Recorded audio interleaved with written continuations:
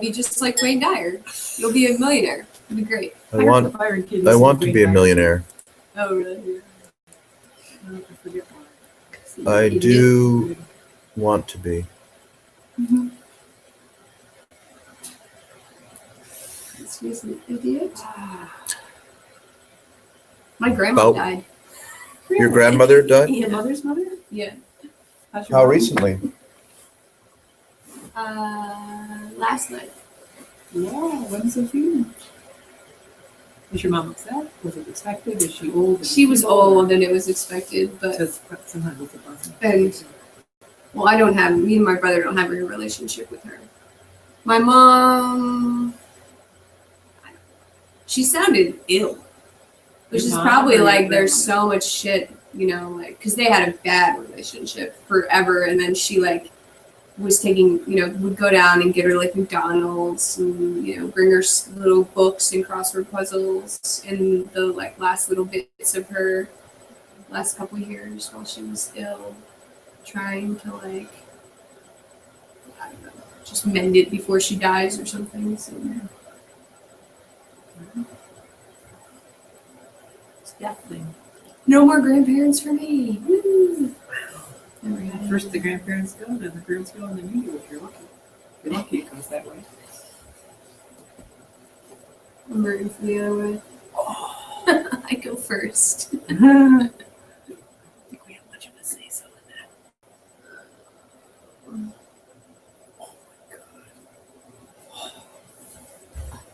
god. I'm kind of useless. I can't just.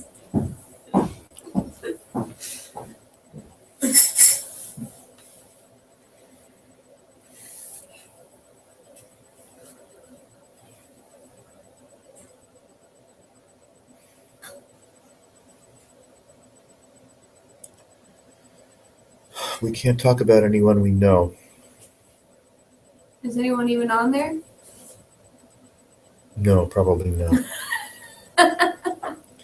But as it's recording, better the other way. As it's recording, or broadcasting, it's also recording, so it becomes a searchable, viewable. Does this have to do with the last recording that we video. had? That we may or may not want to post. Oh yeah. That's what I don't like about it. Well, maybe just fuck it. I mean. Yes. You know. I may be doing it purely for voyeuristic reasons, though. I don't mean that. I mean, fuck it. Like, even if you talk to them, talk about people, post it. You know. Whatever. Good idea. Because there are a few people I'd like to talk about. I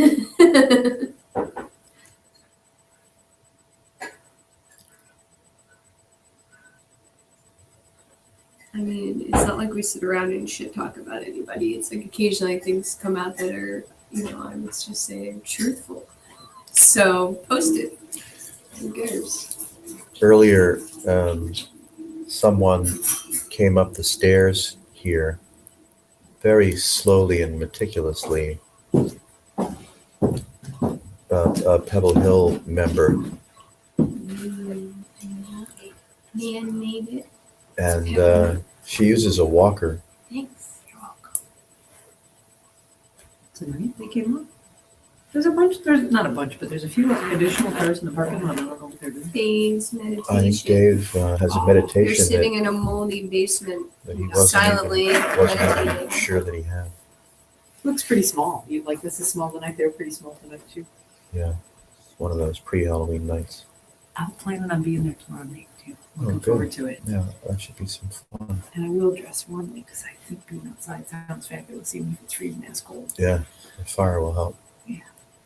I just want a good excuse to wear my weird mask, feathers and stuff. So this lovely person that climbed stairs with some difficulty was 2/3 or more up the way of the stairs when she realized I was here. Mm-hmm.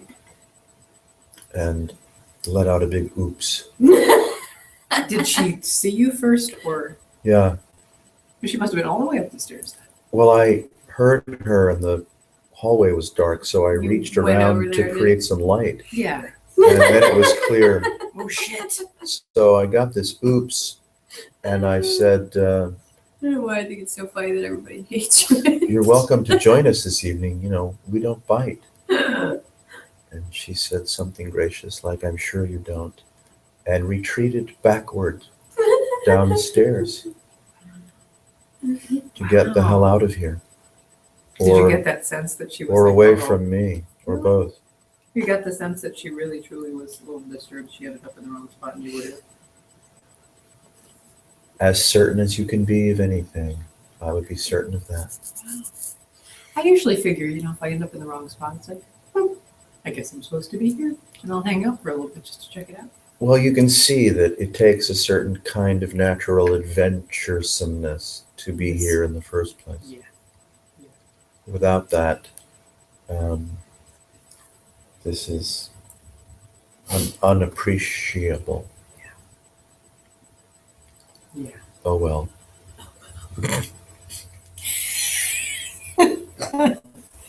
So for those that are venturesome of spirit, Yeah. there is a lot to, seemingly a lot to take in. I've been just having fun with sort of opening to a broader bandwidth of just taking it in. And that even includes just sitting in my office with my eyes closed and resting as I do so often during the day when I feel tired. Yes. Just like really taking in the amazing bandwidth of sensation, just sitting quietly in a very quiet room all by myself. It's really pretty big. That's the yoga. As a yoga, not that that's the, end in and of itself, but I think that's a common, if not somewhat necessary, symptom that one passes through, What symptoms? which is taking it in. Yeah. Taking it in is Yeah. a profound symptom. Yeah. Yeah. They used to claim it was napping. I don't think it's actually napping anymore. Because I don't really sleep, and I never really did. I just sit and listen to the deafening quiet and feel the full spectrum of sensorium that is just all over me like flies on shit, just sitting Yeah. there not moving. It's astonishing. And it doesn't shut up. And it doesn't necessarily keep me awake, but I'm kind of awake. And It's like throbbing. yeah. If this was an exam, then you'd have to have an A plus. I mean, Can we get not that certificates? that's really a necessary destination or to be sought after.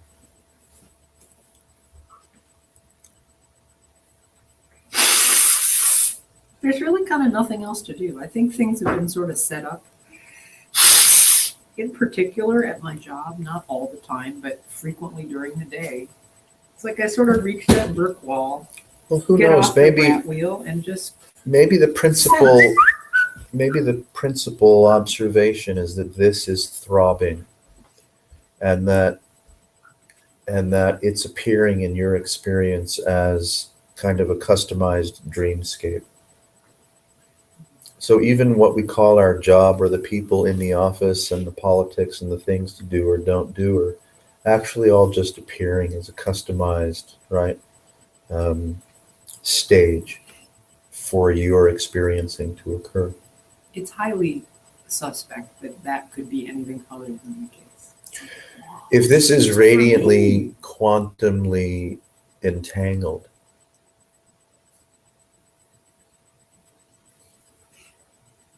and not possible for it to be separate from itself, and even in the midst of all of this pageantry and expressiveness, which is overwhelming no matter what discipline one might find themselves in, this is just a curious singularity that dreams. That dreaming shows up as what you refer to as your experiencing. Nothing is true prior to this moment or even right now. As a quantum entangled, right? Unicity is a quantumly entangled profundity. Nothing is predestinedly true. So present experiencing is exactly what it is, including whatever filter we may be seeing it through or feeling it through. We only imagine that there's a sedentary or durable universe other than present experience. And then we call that my job or my office. But what if there's not? What if all of the frames of reference of our daily living, including our favorite coffee mug being kept in a certain part of the counter next to the coffee maker that is set to grind and brew at 6:30 a.m. on weekdays? What if that's just part of a customized kind of dream set?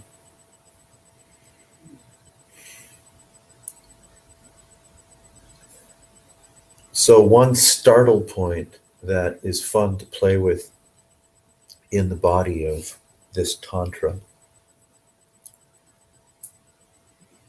it's kind of simple. This is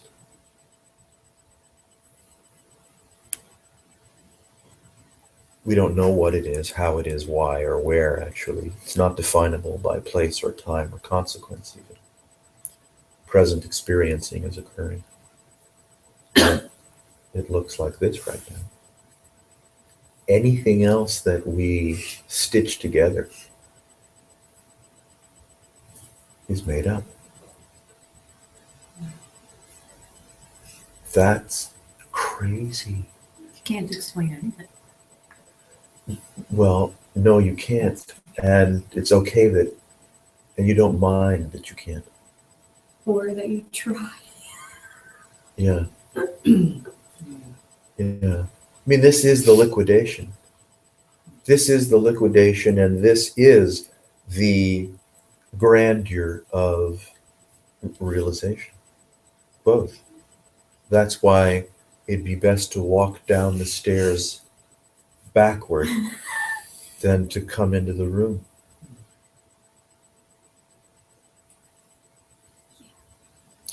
Any of us can imagine an incredible inventory of fun things to speak about with each other, whether it's the office or the weather or the chemtrails or the giants, and on, right? I mean, thankfully, we're encouraged to sleep. Otherwise, we'd be up 24/7 engaging each other in anecdotal nonsense and Like little kids that just and don't dramas ever of all kinds. Yeah, yeah, we would just stay at it. Thankfully, nature says, "Hey, that's enough of you and your crazy imagination. Why don't you just check out?" And it's for that reason that there's a universe and a solar system, and that we rotate and revolve around the sun. All of that is designed so that this can sleep, right? You don't really know why things appear the way that they appear in terms of the rhythms of the natural world or the solar or extrasolar, right, universe. You can't say why.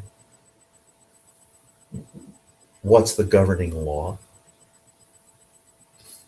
And that's true of this present experience. We don't know what the governing law is as to why this is even appearing at all, or in the peculiar geometries that it's appearing in, as the profundity of pattern recognition and an internal or activized internal storyboarding, scrapbooking mechanism that won't quit.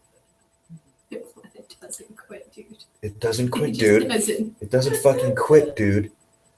And that scrapbooking, storyboarding mechanism that accompanies what we call the waking consciousness never tires of telling a story and creating a universe out of anecdotal hysteria and imagination.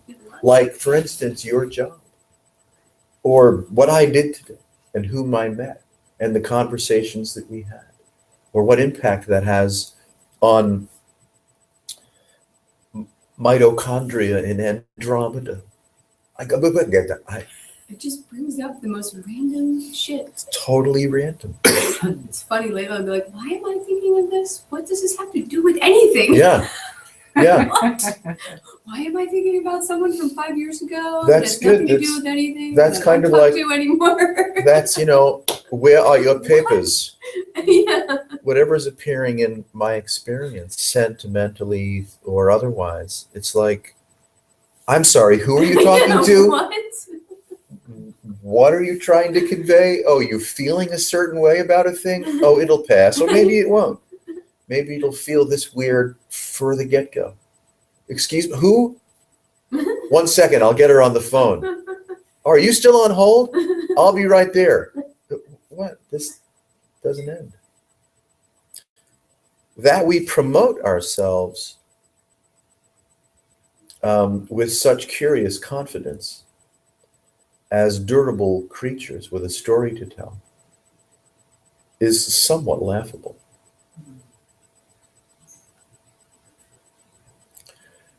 Getting off of that train,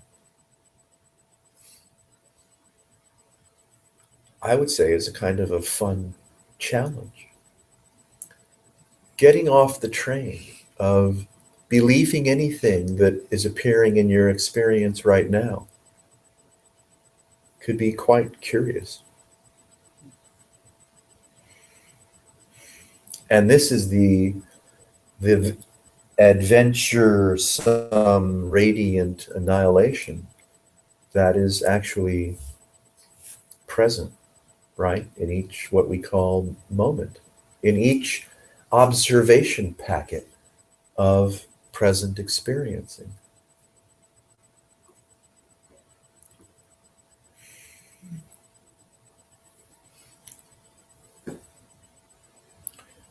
So that's a long-winded way of saying, which is all I know how to do, of sitting in your office and just taking it all in.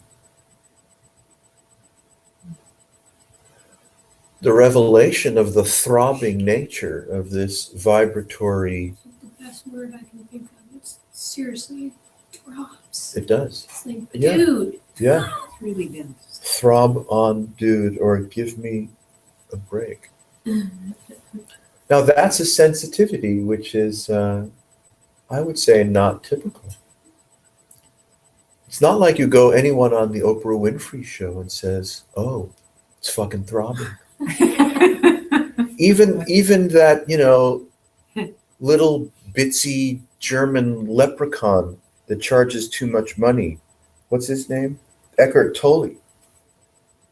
If you would have said E.T., I would have known. E.T. He didn't have the cojones to say, "Oh, it's fucking throbbing."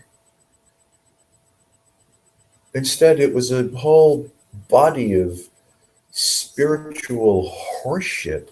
Well, it's funny because there's a new video. What's that guy's name? One of Lisa Karn's friends, Paul, something with an S. He's Okay. German or something. Made this short little video, and I'm thinking maybe this could be somewhat reasonable because they're like, they're kind of. That's kind of, they give presentations that are like, this is just doing itself, and and it was just another like kind of spiritual. The spin was different, and it was like a little, but no, it wasn't like this is throbbing. You know what I mean? It was again like this is doing itself. However, if you realize that, you'll stop worrying so much. I'm like, that's like, how can you say that? How can you not see? At each. Let's say this is a magical trail of M&Ms, It doesn't lead anywhere. There's no eventuality. It's just kind of a weird magical trail of M&Ms.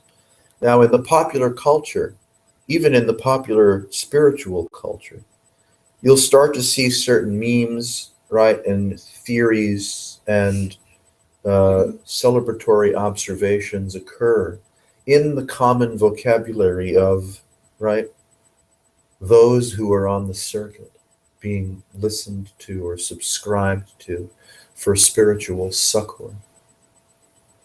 And then you'll see some of these themes start to show up as non-duality speak, or Advaita speak, or yoga of radiant presence speak, or traveling lighter speak, becomes more commonly used. You'd think, whoa, they're really on to something now. They're really sniffing this shit out. And they're not. Because this, no matter how eloquent it can be, in the maddening journey of revealing itself to itself, it will fetishize and trivialize anything and everything instantly. It keeps trying to get me to do that. I'm like, no. And then I do. It's like, dude, why do you want me to do that? That's what this I does don't get it. best. Part of our head with horseshit. Part of our conundrum, the puzzle that few talk about, is that we're trying to wring, let's call it coherence or spiritual succor, out of a only evasive, chaotic mayhem that will fetishize and trivialize everything that appears in it instantly. So all it is evasive. There's no substance behind its evasiveness. But on the way to enlightenment, we're looking for some substance behind the mirage, behind the curtain, that we can attain to or acquire. And you can't. That's how this is so wonderfully good, and perhaps forever so, were there such a thing. To be in plain sight and unseen. No matter how clever the motherfuckers on the Buddha at the gas pump genre get. It's all totally contradictory, and it's like so obvious when you really are honest and look at it. You're like, there's holes and holes and holes in this. Yeah. Because there can't be anything else. There can't be anything other than holes in this. And still, one can take up residence in the beatitude of the ongoing evaporative mayhem.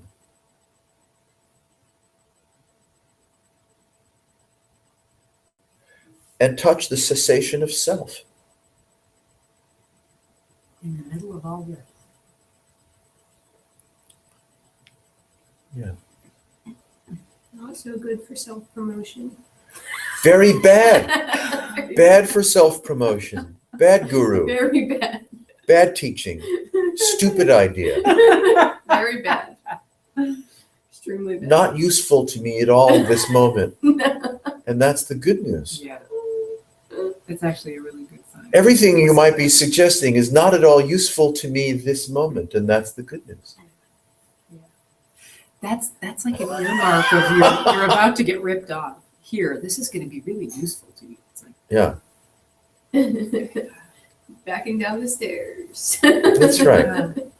What plays as contemporary spiritual vocabulary at the Science and Non-Duality Conference, and most circuit teachers, whether domestically or even internationally, is all pretty much anecdotal crap.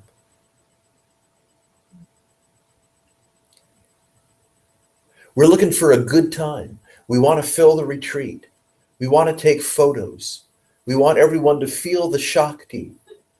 We want people to have, demonstrative devotional outbreaks at the feet of the master, so that they can go through some kind of, catharsis. The funny thing is that shit works. I mean, it works for just the what they're trying to get. It actually works. You can go and Open the hang cash out and get the register. catharsis. Yeah. I mean, it delivers for the time being, but you come home and it's like Open catharsis the cash gone. register. Catharsis gone. You're back to your just usual life. So our challenge as erudite, sincere, and forever failing seekers. I get the feeling part. Yeah. Our challenge then is to see if we can call it in some kind of conversation or togetherness or shared exploration, without falling prey to triviality and fetish. If you can't fucking find it here, it's not real. If it's not here, then Whatever. you don't have to do something. Well, It's gotta be this. yeah, I Gotta mean, be. it squeezes you into a corner. It does. Squeezes you into a corner.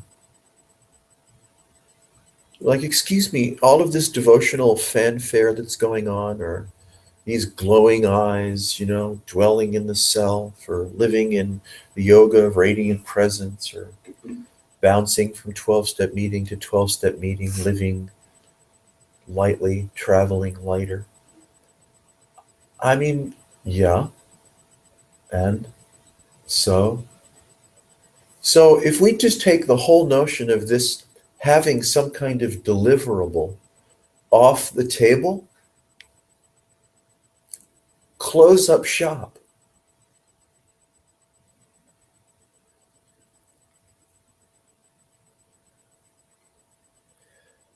Nobody wants to close up shop, not the seekers or the gurus. They don't want to close up shop. And they don't want to tell the truth, most of them, about that this is throbbing and I don't know what to do about it. Okay. That's it. This is throbbing and I don't know what to do about it. Class dismissed.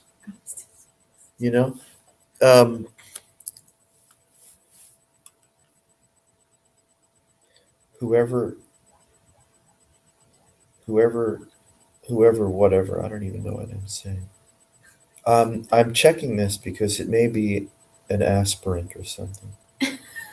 Maybe it's whoever's been turning the fan on up downstairs. Yeah. What's going on down there? I think it's the humidifier. Oh, maybe. I figured it was just the ghost.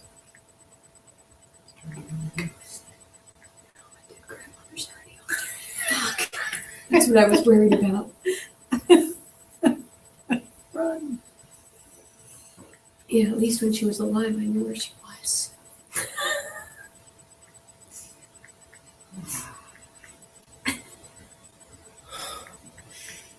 There's a density in normal groups of people. It feels almost heavy based on like the weight of consensus reality in most groups of people.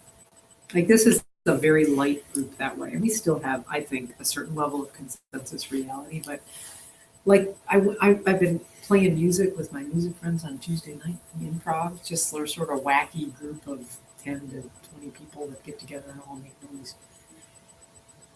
And the consensus reality there is actually pretty heavy. I mean, it's lovely, it's fun, it's light, it's communication just through music, but it's heavy.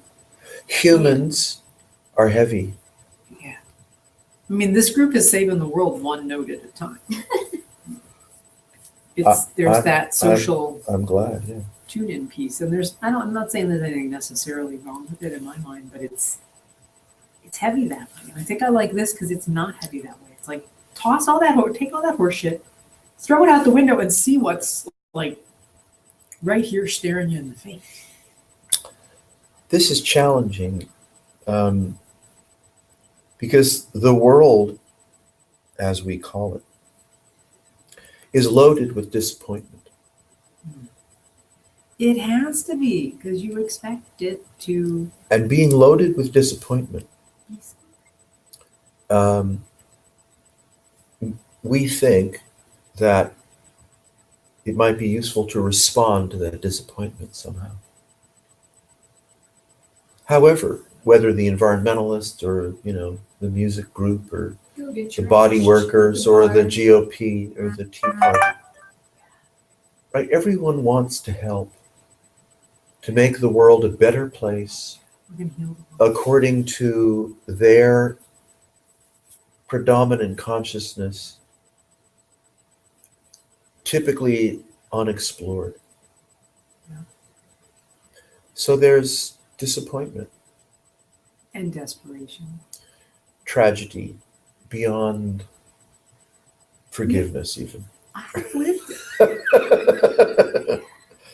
That sense of, oh my God, I'm going to make this mean something. It's, I got to make this life mean something, and I've got to help save the world, and there has to be something important that I can wrap myself around and hold on to, and ameliorate this desperation.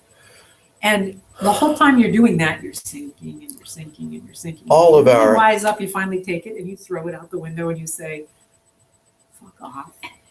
This is what it is. It's kind of painful sometimes. It's kind of joyous other times, and all of our altruism is selfishly motivated wish for the release of personal devastation.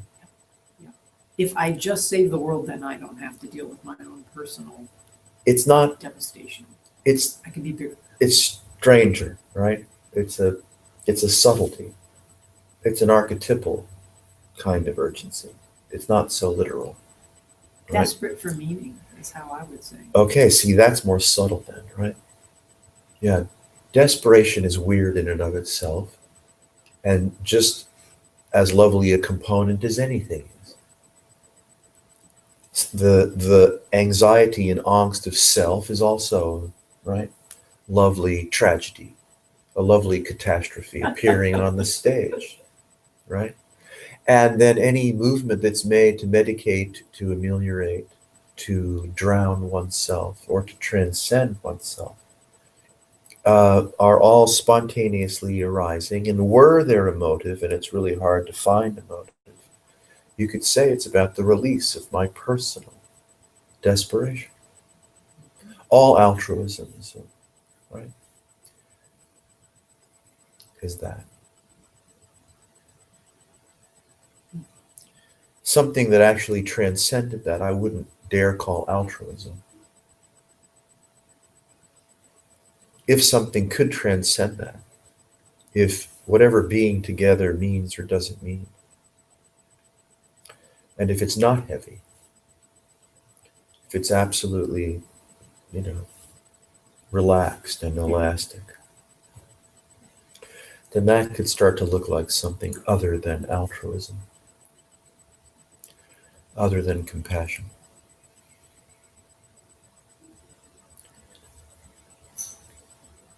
If my principal identity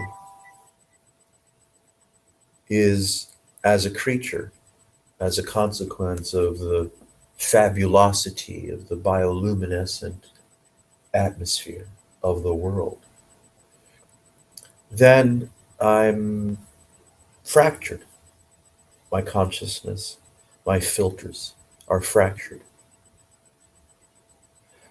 So this Tantra is, one could say, combats in a playful and fierce manner this imagination of being fractured.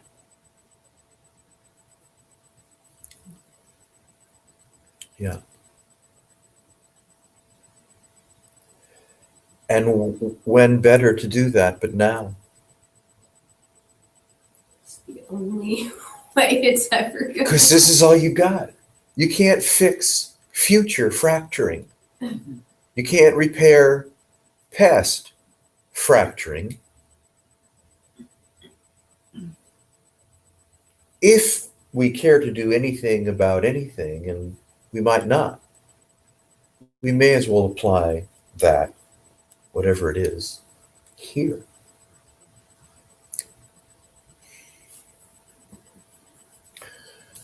Everyone wants an explanation or data or messages from spooks and ascended masters of whatever kind. As if this great data that we get from Bashar or Jay-Z Knight or all the local psychics that come and go and take money in exchange for promises. I don't even know what I was saying, but all of that is just so absurd. Completely wasted calories. To place one's confidence in anything other than this immediacy. We think we want freedom, but we're terrified of being actually autonomous. Yeah, I was gonna say actually, and in particular, it's like totally lopsided. Usually, nobody. I mean, I don't see like a balance where it's like they're investigating their autonomy and then occasionally going to see someone else about something. It's like the other way around, you You know. don't have any time to investigate. They don't. Yeah, they're. It's like keep running, just keep going, and Keep it moving. keep it moving.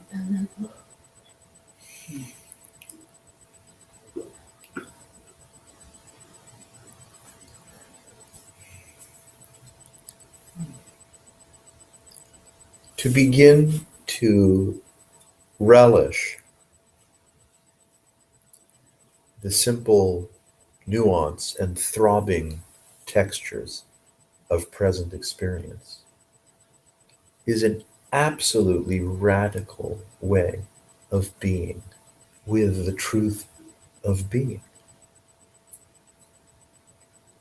It's very weird. How, Why would that be radical? To just actually just be. Yeah. It's funny. I mean, it's It's really like right in front of your nose. It's like strangely right here all the time. funny. As close as your breath. well, this It's right here. this happens to be the revelation of the entirety of anything that's worth realizing. Just this. And just this doesn't trivialize this, what is, because if it's just can be seen and felt as throbbing, subtle, chaotic, luminous, curious, throbbing, then, that's a rabbit hole into some, I would argue, some fairly profound territory.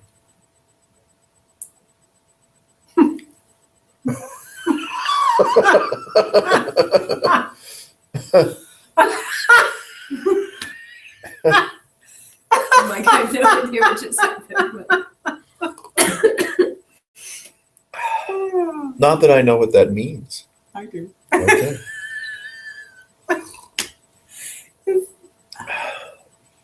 In an oven throbbing, put it that way. Yeah, On a regular basis in an oven. in an oven throbbing is good. It's just freaking alive. Really alive. How good is it? And it's alive when it's half asleep. Well, yogis that have some, let's just say, more experienced intimacy with this do speak somewhat candidly about, let's call it the throbbing's recognition of the throbbing persists in a way that's very difficult to describe through all what we call waking, dreaming, and deep sleep. I don't know. There's no point in professing of anything that's happened to you ever. Doesn't matter. No. Yeah, it just doesn't. So if this is throbbing as it is, and irreducible, because anything that we might say about it is just another, right, spirited repartee of the throbbing itself. So isn't it strange that we start to actually get acquainted with, might I say palpably, that we can't be other than this?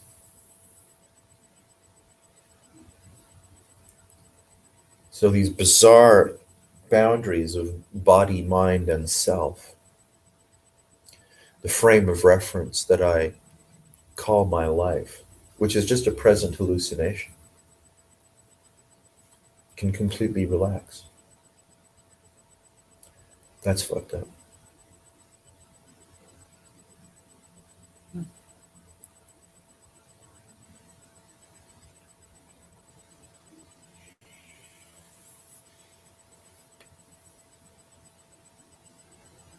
Why not completely relax? Isn't that a swell question?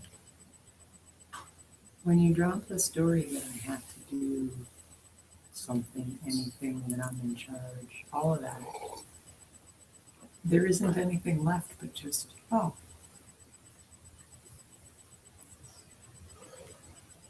Yeah.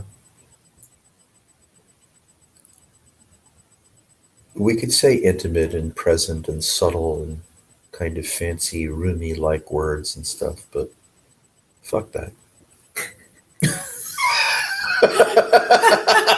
we kind of like fuck. It'll do. Yeah, that's better. It's kind of more authentic. I mean, to say the silly things that Wayne Lickerman says about this, like the false sense of authorship and, thy will be done, neo vita speak. I mean, that stuff's fun. It's not unlike Paul Hederman slinging beautiful, hilarious diatribes about the confusion of selfing, right? Mm-hmm. So we can all go on and on about selfing or the false sense of authorship and string all kinds of bullshit teachings together as if this has anything to do with those metaphors. Then everyone strives to eliminate the false sense of authorship. Or then we strive to be free from selfing. Or we, let's say, practice what Peter Brown might suggest we consider, which is noticing. So we want to notice well and effectively.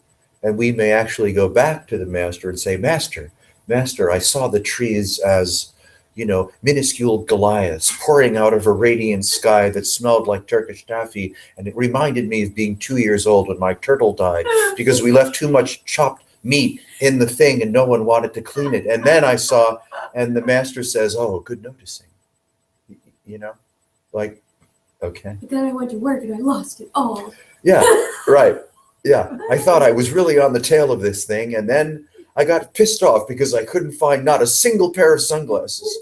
They just weren't where I thought, and I don't know why I was so upset that I couldn't find it, but I was. The goddamn sunglasses. And I'm like, why do I care? Because I do. Because I do care about. Why do you care so much about the sunglasses? Because I do. Oh, but you're not noticing now. Shit. It reminded me of today. I was like I got upset over not upset, but I was like a little anxious. I was in a hurry. I was trying to go somewhere, in my own bizarre way. And someone put the pizza in the oven that I didn't want heated. I just wanted to take it to get when I was sitting there looking at it like, God damn it. You see? I want the pizza out of the oven. You see what happens? Take my money. And it was just funny, but I really was just like, well, that's just what it was like. Now, this is it. Like, well, there you go again. You see, false sense of authorship. I don't know what I mean. I'm just teasing. I don't know what the hell to say about anything. Yeah, no, I know, but it's just like there's no. I guess it was spitting off of whatever you said that there's like it's just a dumb example of no, I don't know what I'm going to do next. And I can't, there's no way I can like stabilize it or, you know, it's like I was very aware of what I was doing when I was still doing it. I was looking around to see if other people were responding to my irritation. Well, it's like, why start or stop anything other than what's already starting and stopping of its own, accord?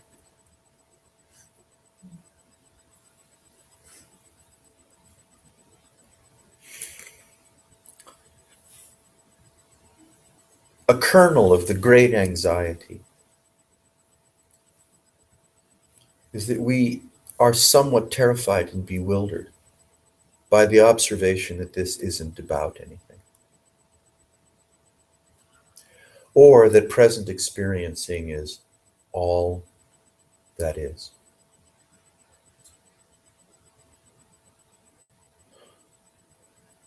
This can be a little disconcerting. It's saying the same thing, actually. Those two things are the same. Yes, they are the same. Present is all there is. How it's not possible for it to be about anything. Yeah. You see, the imagination of my life or a life only can appear hypno-solutionally, like Bigfoot. You just totally lost me. But I like the Bigfoot. The imagination of one's life can only appear hallucinatorially, or hallucinatingly, or hypnagogically. Yeah, right. These aren't real words. I'm sure they're scary not. Movie. Yeah. Hypnagogically. I recently had a hypnagogically exam and it didn't go too well. Didn't go too well. No. I have to go see my hypnotist about it. Psychologist. It's like Tom Cruise waking up from his sleep in Vanilla Sky.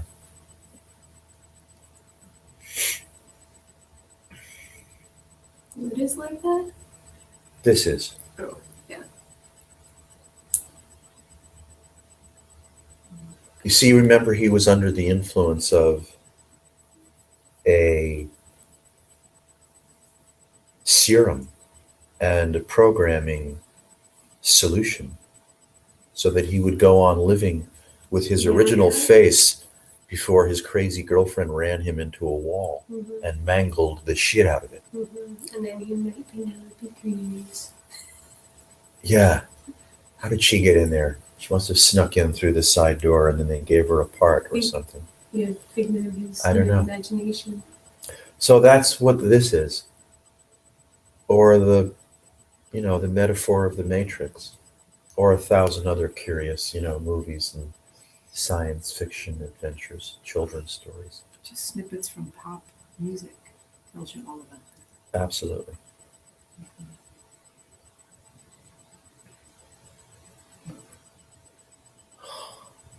And how can anything tell you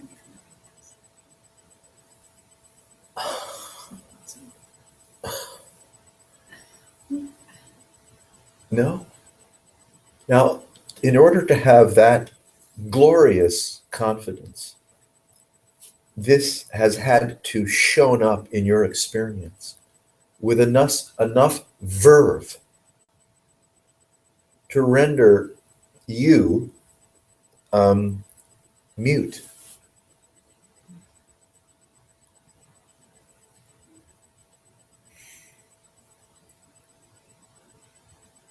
It has to appear with enough verve as or in your present experience to reflect upon a throbbing, non-hierarchical, quantum entangled, evaporating weirdness that cannot be corralled by language.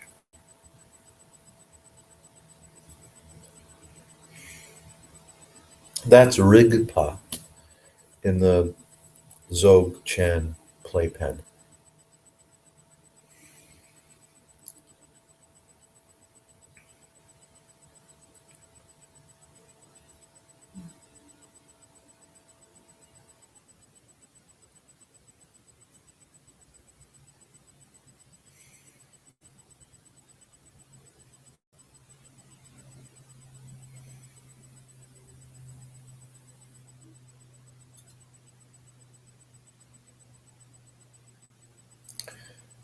Seeking is the natural consequence of the illusion of disappointment.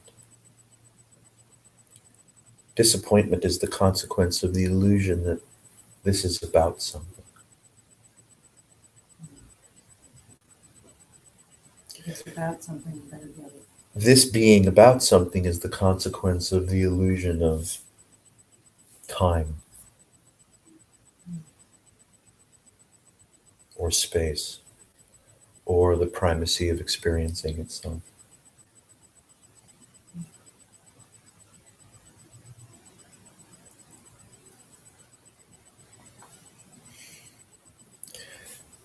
Somewhat like the dependent origination. Dependent origination is, forgive me, it's not committed to memory in terms of the steps or the words that are used to define the steps, but it has an accordion-like feel. It's like this because of or as the result of or begets or begat or begatted by or begetted by. So it's a like dominoes, you know. And then you could say as the kind result of dependent origination, experiencing appears as of the nature of a, you know, separate being in a either a luminescent or flesh-bound egg. And then so the Buddhism suggests the winding back, going backwards through the like a dear friend crawling down the stairs backward to get away from you. Take a step back. You go backwards so that you can kind of go to the scene of the crime. And so the gift of dependent origination is metaphorically or literally, whatever that means, going back and back and back and back through various layers of myth to the scene of the crime, which is the throbbing itself, resolves the hallucination of a disparate self in psychological, geophysical, biological time. Yeah, it's the big erasure. So is, you know, vipassana practiced a certain way. It is a big erasure.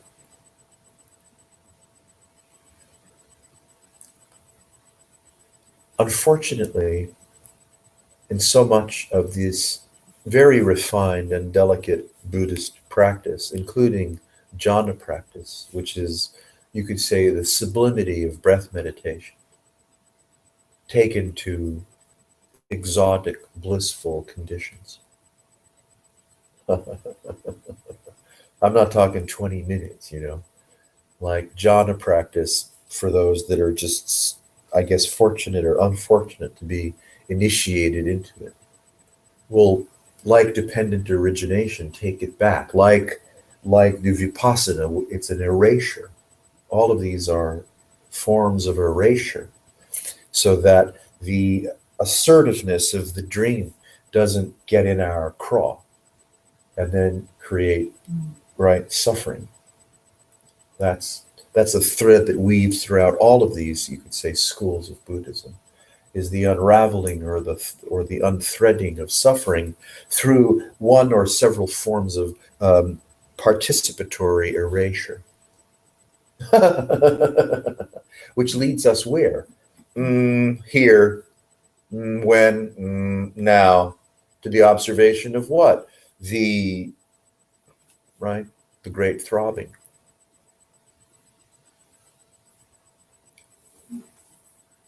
We can pay too much attention to the mechanics of erasure and lose sight of the already present and already prescient and evaporative great throbbing. Don't mess with me about right here now. I'm trying to get here. Go away.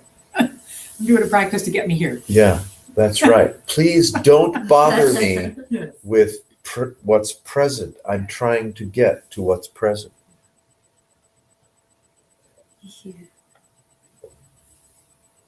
Yeah, this is why things like Dzogchen or other, I don't know, left hand, right hand path, depending on the metaphor you like, are held in some disregard because they're the startle paths.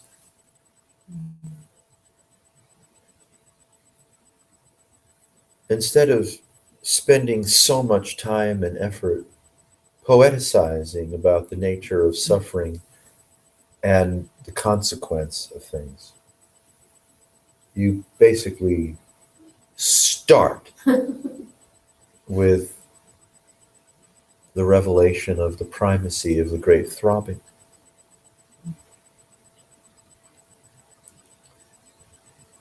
And as you can see, even the most dutiful employee will abandon her work from time to time to immerse in the beatitude of the great throbbing.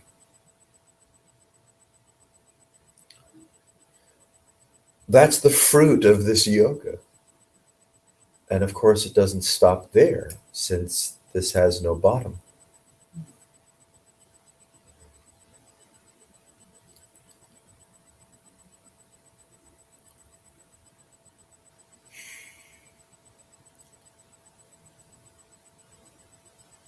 It sneaks up on you to see that without any cleverness on your part, you've really skirted the entire issue of human disappointment.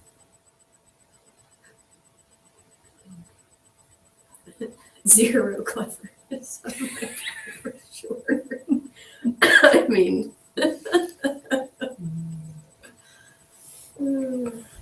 If someone like Peter Brown says, "Look over there," what's the suggestion? The suggestion is that your present experience or the beatitude of the great throbbing is so off the charts, so dispassionate, so transcendent of dispassion or even passion.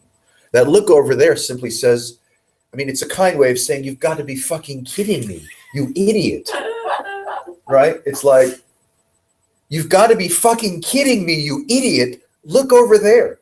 Well, then rather than abuse anyone, he's a kind man. He says, look over there, and leaves the implication for you to discover. Yeah. Now, it's weird that you can live your shitty life. Why not?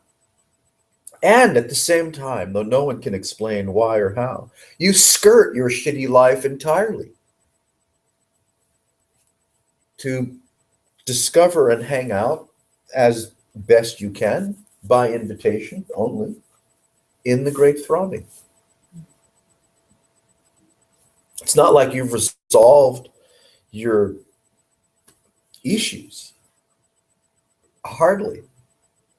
They can come and go. Whether the pizza was in the oven or not, or whether I had sunglasses or not, or whether there's chemtrails or not, or whether there's, 1,000 genocides going on right under my nose while I eat, Stonyfield chicken. I'm no good. Don't count on me for any goddamn revolution. I'm not an ethical vegan. I kind of wish I were, but egads. When it comes to participating in progressive, spiritual or political endeavors, yikes, I lurk in the shadows. You're too jealous. It's like the tar baby. There's nothing for this to stick to. What do you do with a room of 300 people and hey, really, it's nice that you all came. But what? What? Why are you here? What bullshit have I or my lovely wife, Mukti, been slinging at you so that you've actually come here to listen to some bullshit that might come out of my, non-dual mouth? You got to be fucking kidding me. Yeah, I can feel it. They're going to invite me to the next Science and Non-Duality conference. Hey, this guy's like, he's like rip-roaring fun. Oh my God. You would be fun. I predict, yeah, if you were there, it would be the best. I predict. You gotta get. Nice guy, saga guy for president. Yeah, right. Oh, shit. Just say what you gotta say before you get shot. That's all. Get Yeah, up quick. there, Say it quick, because you're going to take a bullet, and man. then we'll bury you. Yeah, you're going to take a bullet. Got it all set up already. You're out of here.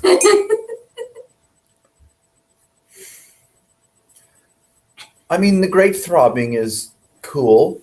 It's what? More than cool, right? It's the end all and be all of the imagination of consciousness itself, of the reflective, right?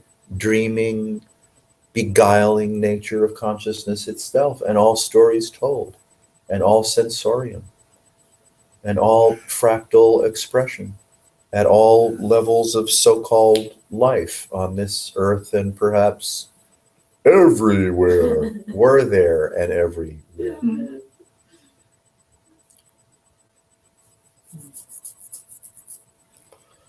You see, even Matthew McConaughey, whom I trust, will once again fail to deliver the goods by going interstellar. And I do want to see it in IMAX. Hi. Who's Matthew McConaughey? Please. He's one of the most brilliant actors of our time. He won an Academy Award for his role in the, what was it called, Club? Oh, the AIDS one. Yes. Yeah. Yeah. I mean, it truly was a courageous and brilliant performance. So now, in his next movie role, he'll be getting into a ship manufactured by humans that has the capacity to do what no man has done before. Thank you, Gene Roddenberry. In a contemporary, big screen, IMAX thriller, Matthew McConaughey is going to captain a ship that goes interstellar. That means he's flying iterations, exponents, I don't know how many, of the speed of light. Now, in Star Trek days, they were doing this all the time, like it was nothing. And I think it was so far out that I wonder even if the most ardent Trekkie even appreciates the absolute incongruity of traveling iterations of the speed of light, or traveling through wormholes or other such membranes to get to places that it would be impossible to get to within the bosom of relativity. But Spock and Bones, Sulu, Hora, Kirk, Chekhov were just fucking rummaging through space at multitudes of the speed of light, With some really bad and remained somehow intact on the Enterprise, not being shattered through a meteor storm or an asteroid belt or some kind of magnetic field, but were able to get to their destination within minutes, countless light years distant from where they began, at warp 8. I've been giving it all she's got, Captain. Yeah, so it's like, what are you people doing? Now, to them it was like, ho hum, are we there yet? You know, now I'm going to beam you down. I'm going to dematerialize your body, your clothing, all your nasal hair, and your weaponry and communication systems. dematerialize you and rematerialize you on the surface of that planet, hopefully in a friendly atmosphere where you'll encounter someone with pointy ears that you can fall in love with and fornicate with, and we'll do something with the offspring someday. Da da da da da da da. Fornicate with extraterrestrials or Star Trek. Call it what you will. Yeah, and so now Matthew, thank God, is going on a similar journey. And, you know, we as lay persons and even brilliant theoretical astrophysicists are, you could say, undecided and not in agreement about the possibility of corporeal bioluminescent human getting in a craft that can travel in real time at iterations of the speed of light to a planetary system that orbits a distant star. This is fucked, but it's really fun. It kind of suggests, if you give it a little bit of attention, that no one has any idea whether a craft built of even exotic materials and the finest of welds could, under some kind of impulse momentum, travel even a fraction of the speed of light, let alone exponents of it, and get anywhere or survive. We do particles that fast, right? Didn't We we sling just particles blow around something that up fast. the other day that we tried to launch into space, and it just Yeah, there was a lot of food on that rocket too, apparently. Poor fuckers in the space station are like, there go the provisions. I mean, God damn how it. much money was that? That's what I would. Oh, yeah. You know, it's like, you know, everyone's dying of Ebola and all this stuff, right? It's like, let's just launch to space, whatever that was. That must have been millions of dollars. I don't know. You know, Millions, you like think? just blow it up. Uh-huh. I don't know what it was. Yeah, I'm yeah. not- I don't pay much attention. Oh, yeah. I'm sure it was the fucking lot. Oh, yeah. No, that's, yeah. Yeah, you have to turn the paper this way to fit the number on the, I'm sure. on the invoice. Right. That's right. You have to turn the paper landscape to fit the number. Yeah, just to pay the employees to show up to watch the launch was probably the sideways number. Even light has a, according to the relativityers, a finite limitation in terms of its speed, right? The speed of a photonic impulse or a photonic packet as what? As wave, as particle, as quantum entangled radiant handshake. It takes 8 minutes and something seconds for so-called visible light emanating from the so-called surface of the sun to get to the surface of the earth, right? So even something that's a mere 93 million miles away, which is really no distance at all, still takes 8, call them human minutes, whatever those are, to travel relativistically from the surface of this glowing orb to the surface of this bright magical water planet. So I don't know how fast Matthew is planning on traveling, but I'll be there when he launches.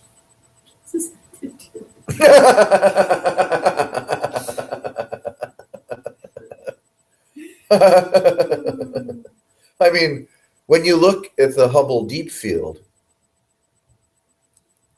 right, the small square inch in some dark corner of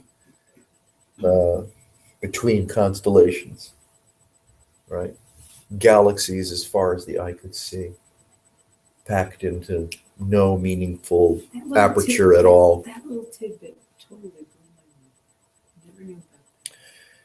And these are impressions, right? The light impressions are being received by sensitive instrumentation that, in the case of the Hubble, is traveling outside of the influence of our atmosphere. So it's unfiltered by, right, gas or well, not purely electromagnetic, but it's unfiltered by gaseous impact and very subtle electromagnetic as it's outside of the envelope of the atmosphere. So in this film, right, I guess the Hubble took a photo or a digital impression because it aimed at a small little chunk of sky for a long, long time to gather as much subtle impression as it possibly could from that so-called direction, and revealed a panoply of galaxies beyond imagination. And we think we're so important. But the same metaphors right here, really, I think is what you're kind of pointing at. It's like, okay, so we don't have a telescope or a microscope, but Yeah. you can kind of point, in a room is like the amount of subtlety that you can pick up. The great throbbing is itself, and the great throbbing,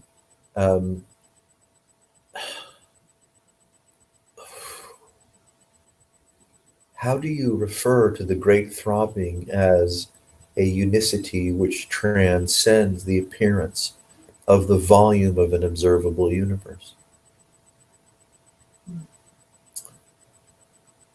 Even in the midst of so-called space, where there's nothing that can be meaningfully found or detected by our, right, prehistoric primitive instrumentation. The great throbbing is, you could say, there, or the great throbbing is this.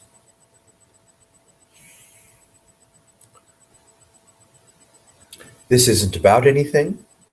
It's hard enough to even consider. Or you consider it and then 2 minutes later be like, let me tell you. Yeah, that's what I do. And I'm like, oh, Christ. And it is a undigestible and unfracturable quantum entangled self-transcendent revelation, right? Radiant revelation. So this experiencing, whatever it is or isn't, let's just say the argument from yogis in the know is that this is all that this is. And that's so strange to us because I'm a creature, I'm dwelling in my crappy head, I'm sitting in a room, it's on a campus, within a town, on a planet, by a star, in one small parsec of a humongous spiral galaxy, which is one of billions, if not countless, uber billions or trillions, or God knows what word you want to use, galaxies that fill what exactly? A beaker? A thimble? Yeah, UFO! So, in order to frame a present experience that is something, about something, the consequence of something, a destination, even the hubris of, let's call it an enlightenment, you have to make so much up. So much.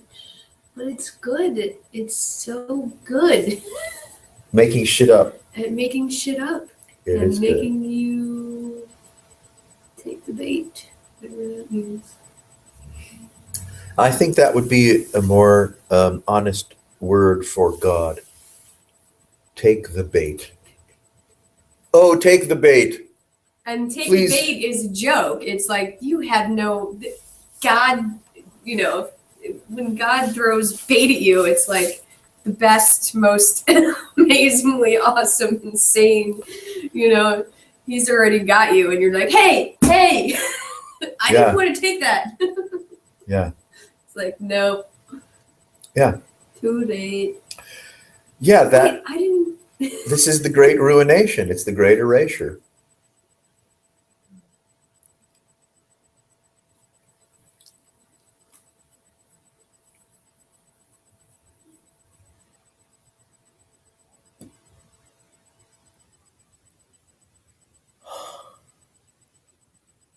It's a fun challenge to delve into this texture or quality of reflection or exploration, the nature of present experience, without making it worldly or causative, or that there could be any possible deliverable, as in something appearing in my life as an advantage or an amelioration of some kind.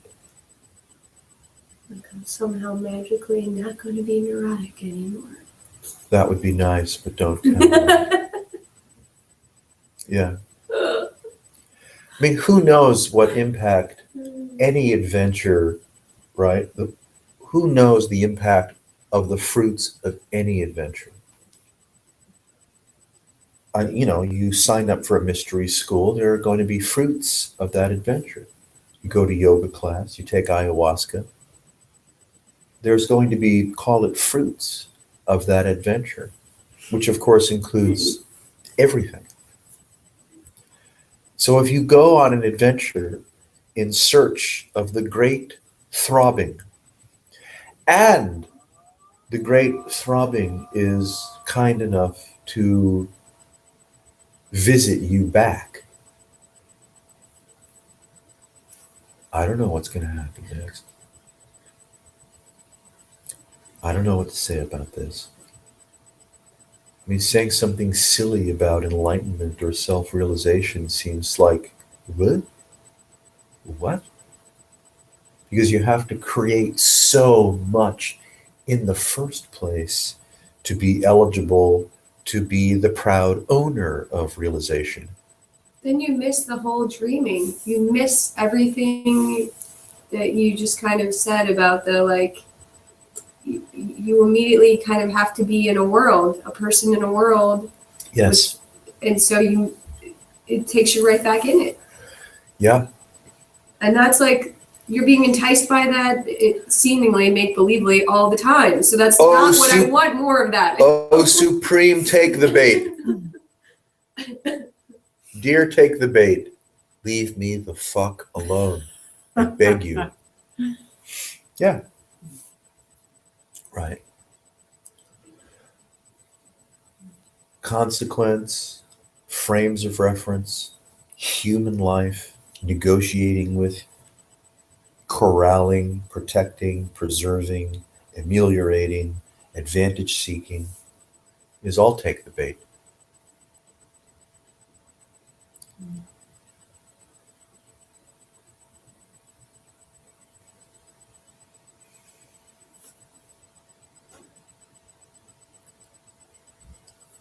As this unravels, metaphorically speaking,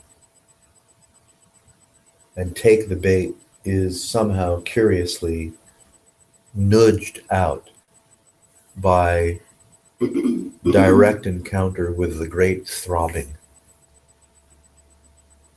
then that does what it does.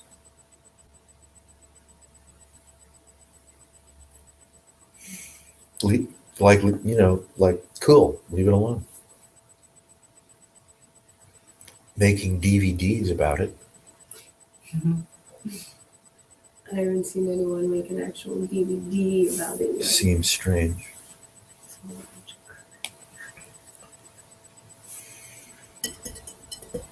Bad acting.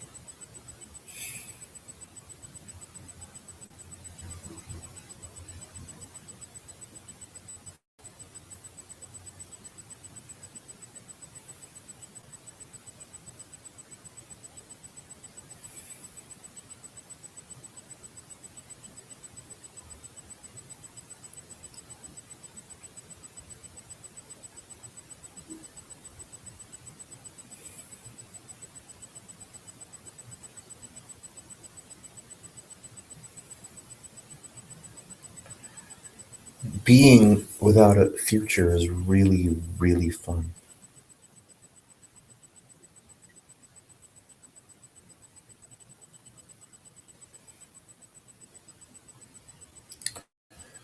Without the myth of future and the bracing, the manipulation that accompanies it, this can be really fun.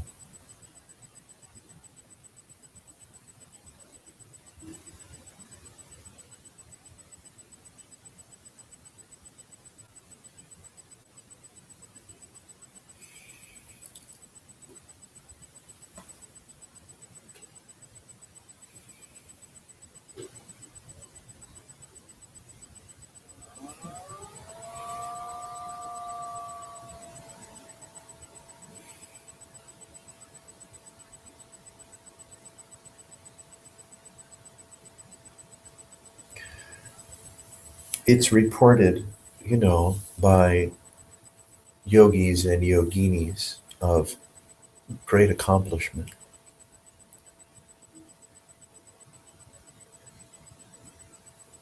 that, the startlement or revelation of the texture of being um, heals the rift, heals the fracture of body mind.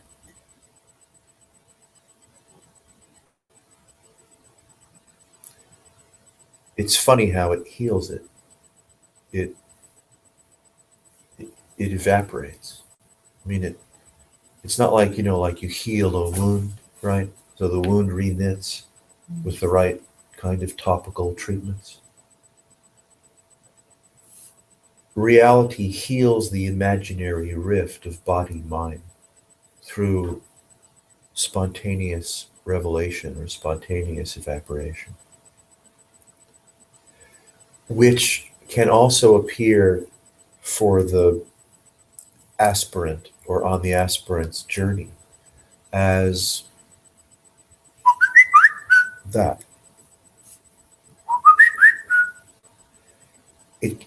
It can appear as tastes, right? Tastes, forgetting, taste, forgetfulness, taste, forgetfulness.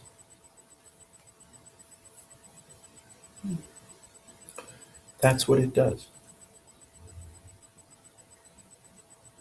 You can't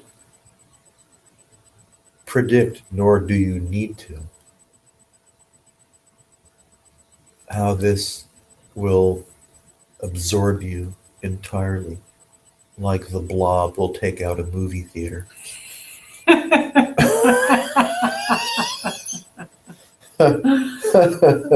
I don't know why everyone was running away from the Blob.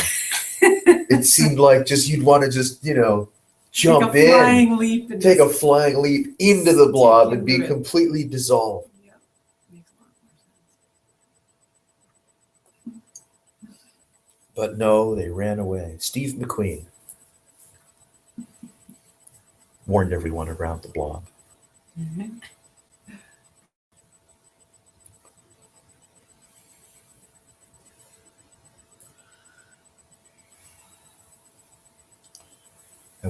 Have we gone too far? Have we gone over time?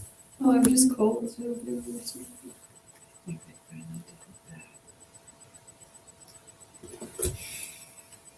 that. Like how much lighter it is without a future. What a future there's like. It's just exploration.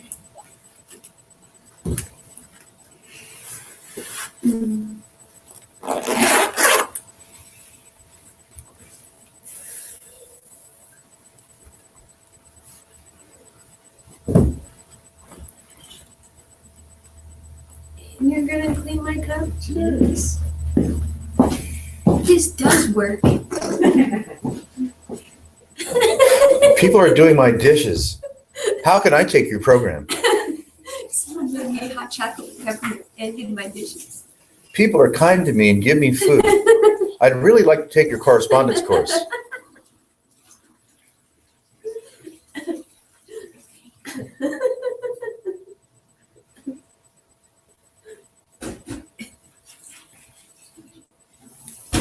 Dude, what is this thing that's plugged into the wall? It's really loud.